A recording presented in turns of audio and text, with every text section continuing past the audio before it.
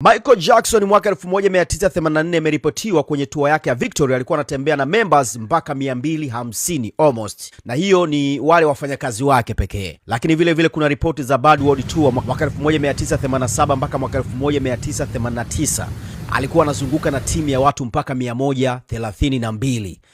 Retro Tour ya Diamond Platnumz Mwanza, nimeshangaa kuona idadi ya watu wamefikia 90 almost 100 wanaotoka Dar es Salaam kwenda Rock City Mwanza The Climax kwenye show ambayo itafanyika siku hii ya Jumamosi. Na huenda hii ndio sababu ya Diamond anaendelea kufanikiwa zaidi. Wanasema unachopata gawana na mwenzako.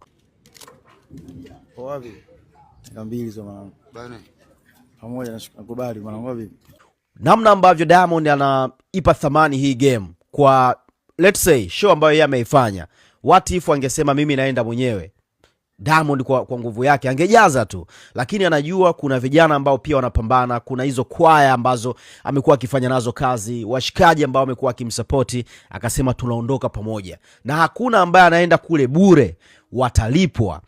Watu wanakula mwewe hapa 100 kutoka Dar es Salaam mpaka Rock City Mwanza. So vitu vya namna hii ni lazima tupongezane kusema za ukweli, kwa sababu sio kila mtu anafanya, na iwe wito kwa wasanii wengine. Make sure tunachofanya tunawagusa pia na watu wengine, kwa sababu we all know wamekuwa akitupa support mara kwa mara. So Rock City Mwanza Retro Tour ni noma, na nimeona bwana viingilio vya Retro mzee inaanzia shilingi 50,000, kuna shilingi sijui 100,000 mpaka 500,000. Meza za 500,000 ziko pale. So hii inaonyesha ni kwa namna gani jamaa ameendelea kujiongezea thamani. Nadhani hivi ndio viingilio vya juu zaidi kwenye muziki wa ndani.